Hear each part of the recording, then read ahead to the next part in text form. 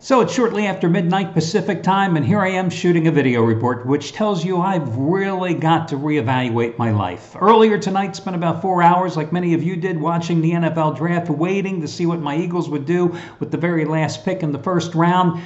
And then, of course, when they're on the clock, General Manager Howie Roseman deals the pick to the Ravens, who use it to select Louisville quarterback Lamar Jackson. Great pick for the Ravens, but Howie, you didn't do me any favors.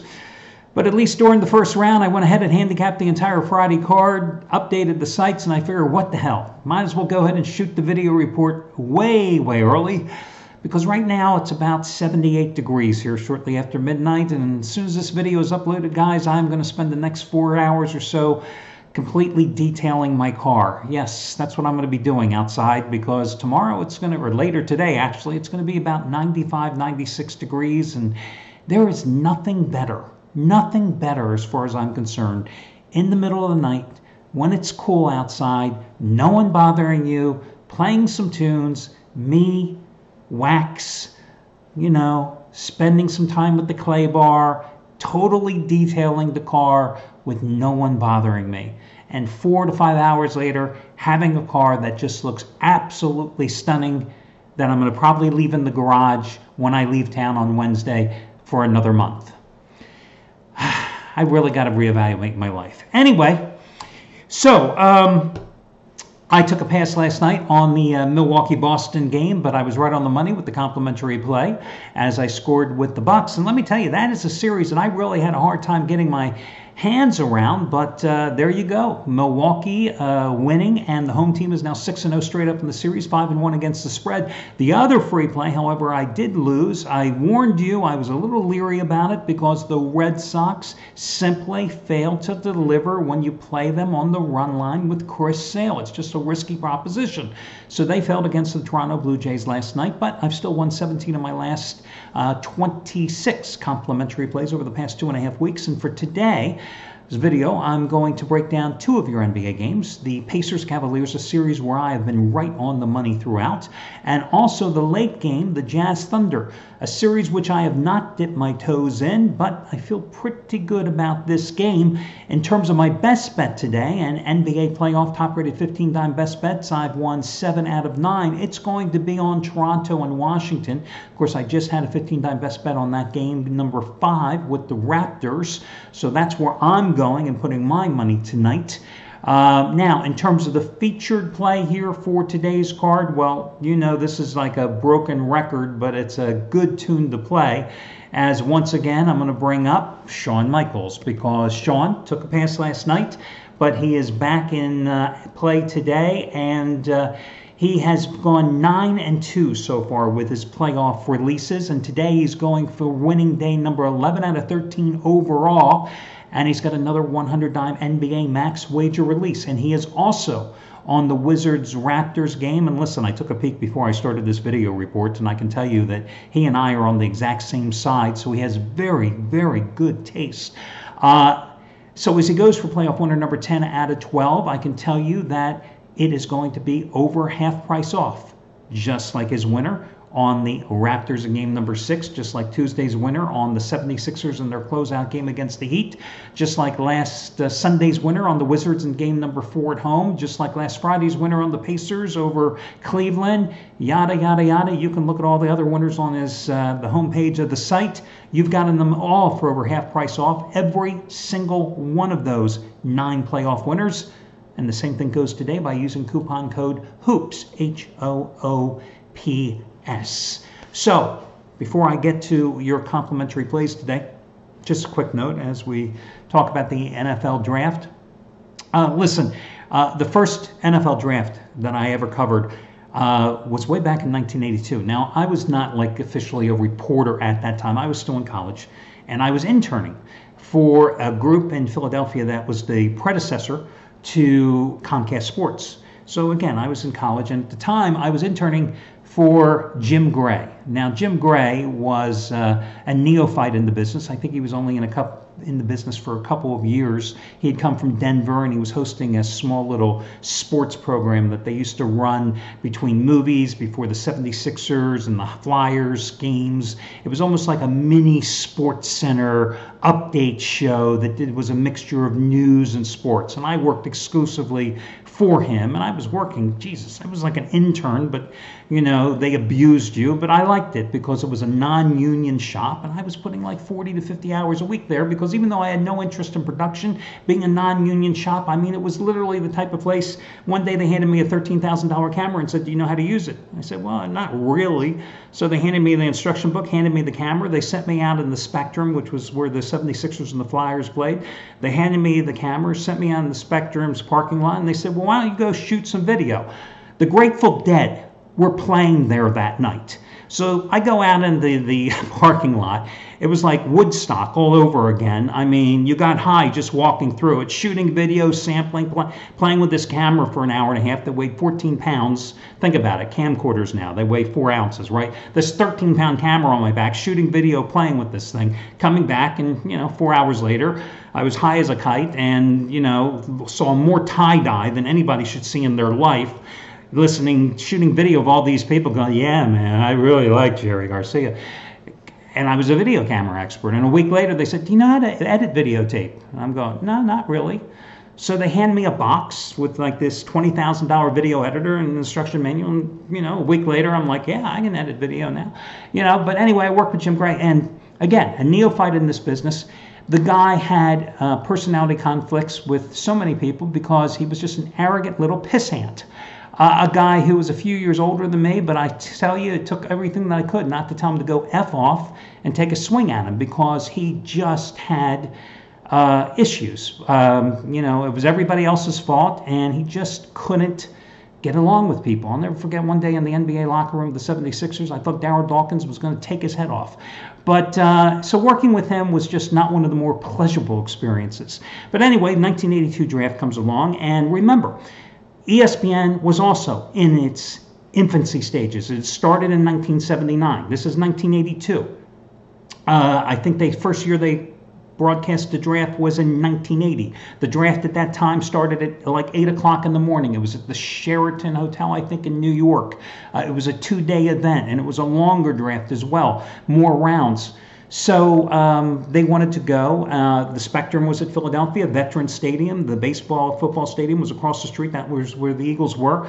And they wanted to have some footage when Dick Vermeil, the Eagles coach, would come out of the Eagles war room and announce the Eagles selection. So they needed somebody to go over and shoot the video footage, and Jim needed to have somebody there. And I was like his #1 camera guy, associate producer, etc., for his show. So, you know, they asked, nobody was volunteering. They asked, could you do it? And I'm like, you know, I had investigative journalism class that day. I went to my investigative journalism class professor, and he was a huge football fan. I said, you know, would you mind if I covered the NFL draft? It was like, yeah, go ahead. He was a huge football fan. So, you know, 9 o'clock in the morning, I'm heading down to Veterans Stadium. You go into this room, there's nothing there. There's not even a TV. There's like me, Jim, like 3 reporters from the newspaper, a radio reporter, nobody from any of the TV stations. Again, the NFL draft is nothing like it is today. Nothing. No TV in the room. After about an hour, somebody asked somebody from the Veterans Stadium and the Eagles staff, can you get that ESPN in here? And I'm thinking, hey guys, if you can't, you know, my mom and dad live like 30 minutes away. We can go over and watch it in their living room, you know. Finally, somebody brings out this like 13-inch TV, puts it up in the corner, and there you have the ESPN coverage. Now remember, Mel Kiper didn't even join ESPN and start his coverage till 1984. I think maybe it was like Paul Zimmerman and Chris Berman, you know, and that's what it was back then. And you're just sitting there. No updates from the Eagles war room. The only thing you found out about what was going on in the draft. You talk about the most boring 4 hours of my life. 4 hours I will never get back in my life sitting there. Just bored beyond belief. So finally, the Eagles come out. They make their selection. And the Eagles, everybody and their brother knew that the Eagles wanted this wide receiver by the name of Perry Tuttle out of Clemson. This was the guy that they had earmarked. Well, Buffalo Bills make this trade right beforehand. Sneak up, take Perry Tuttle beforehand. So the Eagles have to settle for this guy out of North Carolina State by the name of Mike Quick. So now I think at least one TV reporter shows up, but otherwise it's just the same small crew sitting there all day long waiting for the Eagles to come out. And I'm sitting there and I've got the camera set up and I'm right there and I'm thinking to myself, Al, do not blow this shot because you're there just to get this video. And I have my and I'm thinking in the viewfinder, don't screw this up because you're about 6 feet away from Dick Vermeil. And I'm focused, I'm zoomed right there on his face and I'm looking at Dick Vermeil through the viewfinder and I'm thinking, this man is white as a ghost. It looks like somebody shot his dog a couple of minutes ago. Vermeil comes out. He's like ash white. He announces they take Mike Quick from North Carolina State because everybody, again, knew that they wanted Perry Tuttle. And it shows you, you never know what happens. Everybody's happy. Some people are sad, maybe, on the night of the draft. You never know what happens. Perry Tuttle, 25 catches in his not-so-illustrious career. Mike Quick, a 5-time Pro Bowler. You never know what you get on the night of the NFL draft. And that draft that year, you talk about a boring draft. This is a draft who the #1 pick that year was Ken Sims by the Patriots. #2 pick, Johnny Cooks, a linebacker for the Baltimore Colts. #3 pick, Chip Banks by the Cleveland Browns. #4 pick by the Baltimore Colts, Art Schlichter. #5 pick, Jim McMahon. Okay, yeah, the Super Bowl shuffle, all that stuff, but a journeyman really when you think about it. Really, in the first round, you had a future Hall of Famer, a guard, Mike Munchak, who went to the Houston Oilers, a notable running back to the Falcons, the next pick with Gerald Riggs, the best pick in the first round, Marcus Allen, dropping to #10 to the Los Angeles Raiders. And that's really about it. It was just nothing. And, but anyway, that was the first one I covered as an intern, unfortunately, with Jim Gray, who... when I think about Jim Gray over the years, I remember LeBron, the decision. I'm not sure who I hated more, LeBron or Jim Gray. What can I tell you? But anyway, we move forward, and boy, now we got to watch more of the NFL draft today. Whew. So let's talk about these games here tonight. The first game, Cleveland and Indiana. Listen, I have said from the outset, the Indiana Pacers have absolutely no fear of the Cleveland Cavaliers, and it has been one of the most compelling and interesting series, a series which has had certainly peaks and valleys. I mean, the Cleveland Cavaliers blowing double-digit leads, falling down, and then coming back. LeBron just being unstoppable. And as I said in yesterday's video report, you either love him or loathe him, but the one thing you can't say is this man has not given his all. Other than in Game 1, which he just seemed to sleepwalk, this guy has brought his A game every single game since. And that Game 5 performance, hitting that three-pointer, true, he did goaltend, and the league did say it was goaltending at the end when he blocked Victor Oladipo's shot. But that amazing shot to win the game, what a performance this guy has put on. And remember, the Pacers' strategy is basically let LeBron get his, and we'll worry about stopping everybody else. What is the Cavaliers' performance? Let's stop Victor Oladipo and let everybody else beat us. That has really been the key and the downfall for the Pacers in this series. Victor Oladipo, 32 points in game #1. Game #2, 2 fouls, first 62 seconds, only played 26 minutes, finished with 22 points. But you look at what has happened to him. The Cavaliers, a team that has been scorched, absolutely scorched this season by anybody that has G for guard next to their name on any NBA roster. Backcourts have torched them all season long. They have played some great defense. Absolutely shut down backcourt defense in this series. They have double-teamed Victor Oladipo, and the results have just been mesmerizing. 22 points in game #2 in foul trouble. 32 points in game #1. 18 points in game #3, 17 points in game #2, 2 for 15 shooting, 12 points in game #5, 12 for 50 from the field the past 3 games, 7 for 31 on 3-point shooting the past 4 games. But it's not only Oladipo. Look at what Nick Collison has done as well, or Darren Collison has done as well. This is a guy on the regular season who shot near 70% against the Cavaliers. He had a good game #2, 7 for 11. 9 for 35 in the other 4 games in this series from the field. Overall, in all 5 games in this series, 3 for 16 on 3-pointers. I mean, you can call it a statistical anomaly if you want, but Think of this. In the regular season, this guy averaged over 14 points a game, but as a shooter, and he's not the primary shooter, this guy, field goal percentage in the regular season, 49.5%. This guy in the regular season, three-point shooter, 46.8%. As I said in yesterday's video report, Nate McMillan, a very good coach, a former guard, really had outcoached Tyrone Lue in the first couple games in this series. He has got to do something to free up Victor Oladipo. I don't know if they got to run some curls with Oladipo trying to break free, coming off screens. I don't know if the screens that they're trying to set with the picks, they're not effective because the big men, Sabonis and Turner, are relatively young and not as experienced as KG veterans at setting those picks. I don't know what the problem is, but they have got to do something to free both of these guys up. Otherwise, the Pacers are going to get blown out again. It's great that Sabonis has had 41 points off the bench in the past 2 games after just having 17 points in the first 3 games of the series. But Sabonis is not the key to this series. Miles Turner had a bad game in game number 4. He is not the key to this series.